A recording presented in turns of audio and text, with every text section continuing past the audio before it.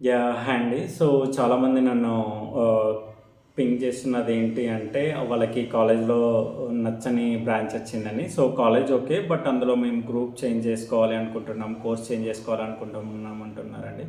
Like cyber security నుంచి సీఎస్ఈకి, CS నుంచి artificial intelligence లేదంటే డేటా సైన్స్ నుంచి ఆర్టిఫిషియల్ ఇంటెలిజెన్స్.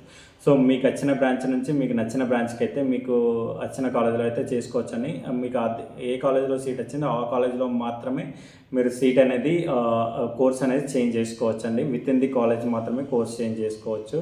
సో, ఇది ఎప్పుడు చేసుకోవచ్చు అంటే 12th ఆగస్ట్ నుంచి 13th ఆగస్ట్ రోజు ఈ 2 డేస్ అయితే మీరు ఆహ్, ఇంటర్నల్ స్లైడింగ్ అయితే చేసుకోవచ్చండి. కోర్స్ స్లైడింగ్ అయితే చేసుకోవచ్చు.